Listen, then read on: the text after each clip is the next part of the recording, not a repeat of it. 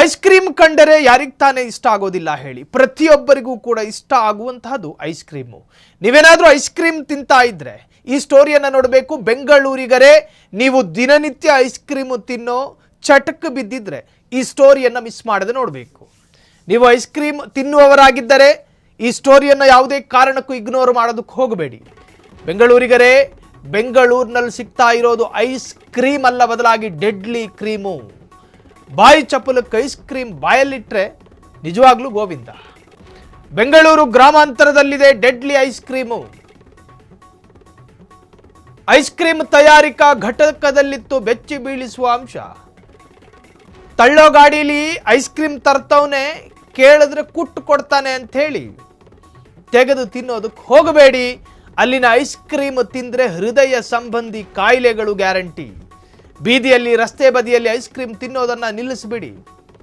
ಆರೋಗ್ಯ ಇಲಾಖೆ ಎಚ್ಚರಿಕೆ ಕೊಡ್ತಾ ಇದೆ. ನೀವು ಐಸ್ ಕ್ರೀಮ್ ತಿನ್ನುವವರಾಗಿದ್ದರೆ, ಬೀದಿ ಬದಿಯಲ್ಲಿ ದಿನನಿತ್ಯ ಚಪ್ಪರಿಸ್ಕೊಂಡು ಐಸ್ ಕ್ರೀಮ್ ತಿನ್ನುವವರಾಗಿದ್ದರೆ, ಬೆಂಗಳೂರು ಗ್ರಾಮಾಂತರದ ಒಂದು ಐಸ್ ಕ್ರೀಮ್ ತಯಾರಿಕಾ ಘಟಕಕ್ಕೆ ಸಂಬಂಧಪಟ್ಟ ಇಲಾಖೆ ರೇಡ್ ಮಾಡುತ್ತಂತೆ. ಆ ಸಂದರ್ಭದಲ್ಲಿ ಐಸ್ ಕ್ರೀಮ್ ಮಾಡೋ ಜಾಗದಲ್ಲಿ ನೈರ್ಮಲ್ಯತನವೇ ಅಲ್ಲಿಲ್ಲ. ಶುಚಿತ್ವ ಅನ್ನೋದು ನೋಡೇ ಇಲ್ಲ ಅಲ್ಲಿನ ಜನ. ಐಸ್ ಕ್ರೀಮ್ ತಯಾರಿಸೋ ಜಾಗ ಹೆಂಗಿರಬೇಕು ಗೊತ್ತಾ? ಹಾಲು ಉತ್ಪಾದನಾ ಘಟಕದ ಅಕ್ಕಪಕ್ಕದಲ್ಲಿ ಹುಳಿ ಅಂಶ ಬರೋ ಯಾವ ವಸ್ತುಗಳನ್ನು ಕೂಡ ಇಡೋದಿಲ್ಲ.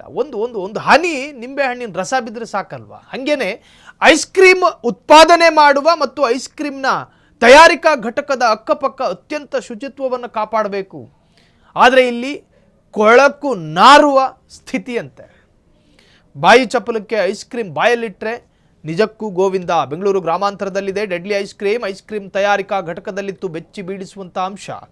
ಇದು ಬೆಂಗಳೂರು ಗ್ರಾಮಾಂತರ ದೇವನಹಳ್ಳಿಯ ಐಸ್ ಕ್ರೀಮ್ ತಯಾರಿಕಾ ಘಟಕದಲ್ಲಿ ಅನೈರ್ಮಲ್ಯಗಳು ಕಂಡು ಬಂದಿದೆ. ಅಲ್ಲಿನ ಐಸ್ ಕ್ರೀಮ್ ತಿಂದರೆ ಹೃದಯ ಸಂಬಂಧಿ ಕಾಯಿಲೆಯಂತೂ ಗ್ಯಾರಂಟಿ. ಬೀದಿಯಲ್ಲಿ, ರಸ್ತೆ ಬದಿಯಲ್ಲಿ ಐಸ್ ಕ್ರೀಮ್ ತಿನ್ನೋದನ್ನು ನಿಲ್ಲಿಸಬೇಡಿ. ಜೊತೆಗೆ ಈ ಸ್ಟ್ರೀಟ್ ಫುಡ್ಗಳು ಅಂಥೇಳಿ ಒಂದಷ್ಟು ಬರ್ತವೆ.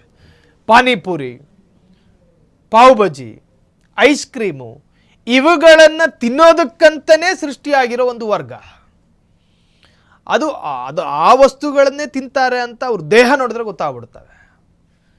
ದಿನನಿತ್ಯ ಪಾನಿಪುರಿ, ಅದು ಮಾಡೋ ರೀತಿನ ಕಂಡ್ರೆ ನಿಜಕ್ಕೂ ಅಸಹ್ಯ. ಅದೇ ತರಹ ಈ ಐಸ್ ಕ್ರೀಮ್ಗಳು ಕೂಡ. ಈಗಾಗಲೇ ಆರೋಗ್ಯ ಇಲಾಖೆಯು ಕೂಡ ನಾನಾ ತರಹದಲ್ಲಿ ಎಚ್ಚರಿಕೆಯನ್ನು ಕೊಡ್ತಾ ಇದೆ. ರಸ್ತೆ ಬದಿಯ ತಿನಿಸುಗಳನ್ನು ತಿನ್ನಬೇಡಿ, ಓಪನ್ ಆಗಿಟ್ಟಂತಹ ಫ್ರೂಟ್ಸ್ಗಳನ್ನು ತಿನ್ನಬೇಡಿ. ಹೀಗೆ ನಾನಾ ತರಹದಲ್ಲಿ ಎಚ್ಚರಿಸುವ ಪ್ರಯತ್ನಗಳು ಆರೋಗ್ಯ ಇಲಾಖೆಯಿಂದ ನಿರಂತರವಾಗಿ ನಡೀತಾ ಇದ್ರೂ ಕೂಡ ಈ ವಸ್ತುಗಳನ್ನು ತಿನ್ನುವ ಚಪಲದಿಂದ ಜನ ದೂರ ಆಗ್ತಾ ಇಲ್ಲ. ಒಟ್ಟಾರೆ ಐಸ್ ಕ್ರೀಮ್ ತಯಾರಿಕಾ ಘಟಕಕ್ಕೆ ಸಂಬಂಧಪಟ್ಟ ಅಧಿಕಾರಿಗಳು ರೇಡ್ ಮಾಡಿದ್ದಾರೆ.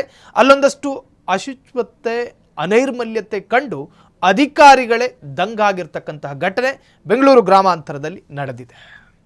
ಕ್ಷಣದ ಸುದ್ದಿಗಳಿಗಾಗಿ ಫ್ರೀಡಂ ಟಿವಿ ಸಬ್ಸ್ಕ್ರೈಬ್ ಮಾಡಿ, ಲೈಕ್ ಮಾಡಿ ಹಾಗೂ ಫಾಲೋ ಮಾಡಿ.